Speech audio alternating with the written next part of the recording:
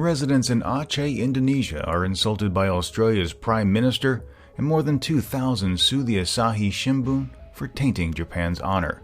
Plus, police in the Maldives arrest their former president, and Hong Kong police aren't smiling after a bad photo. For Monday, the 23rd of February 2015, this is the Asia Brief.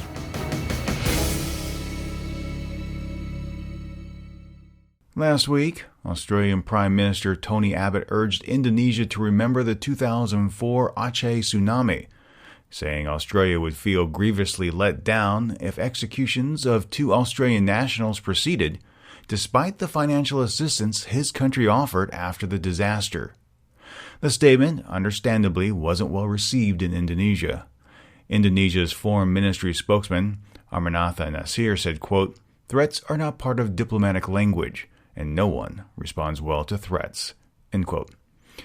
The residents of Aceh also didn't take too kindly to the Australian Prime Minister linking tsunami aid to the pending executions, and they decided to do something about it.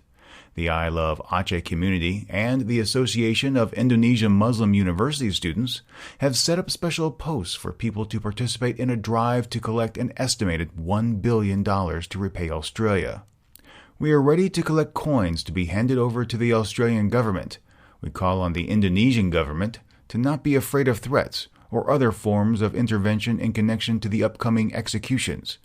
Bringing up the humanitarian aid as a bargaining tool was arrogant and showed no respect for the people of Aceh," said one of the organizers.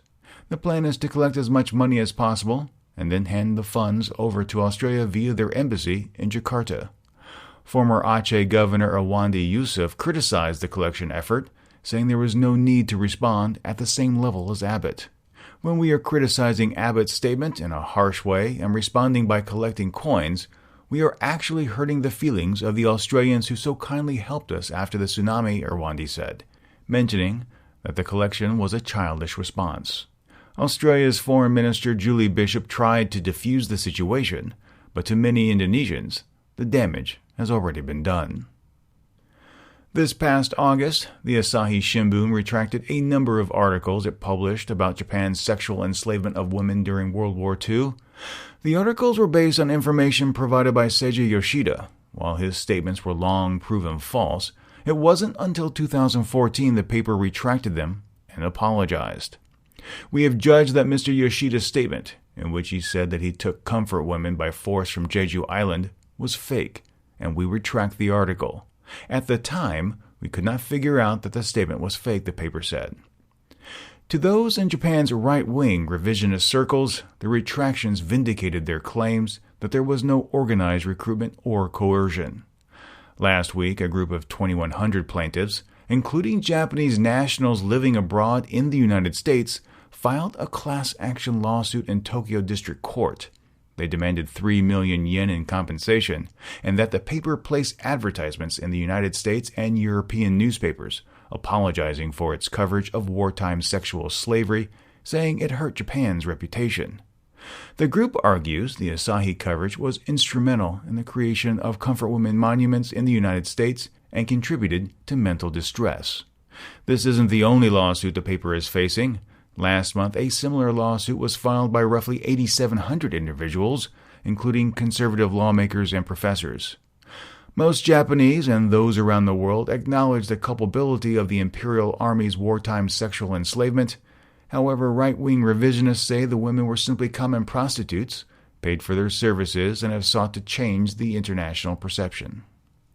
Police in the Maldives have arrested former President Mohamed Nasheed, accusing the former leader of illegally detaining a senior judge more than 3 years ago while in office. He was arrested in his home Sunday as hundreds of his supporters clashed with police who used tear gas to keep them at bay.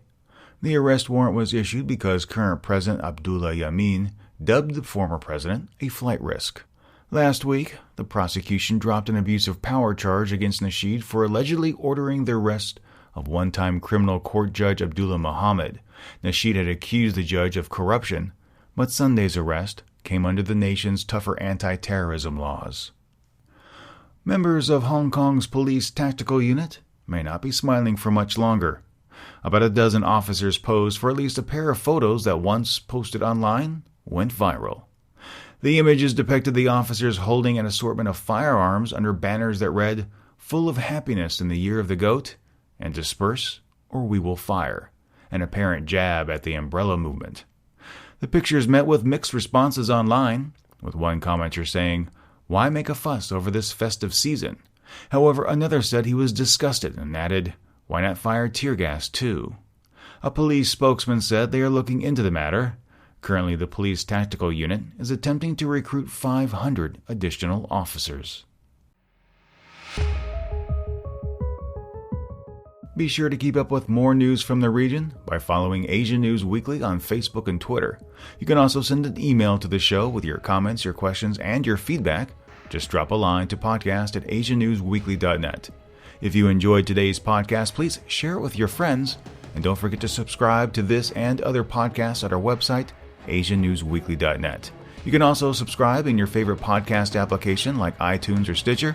Subscribing is free, and when you do, the next episode is delivered automatically to you. Thank you for joining me. For the Asia Brief, I'm Steve Miller.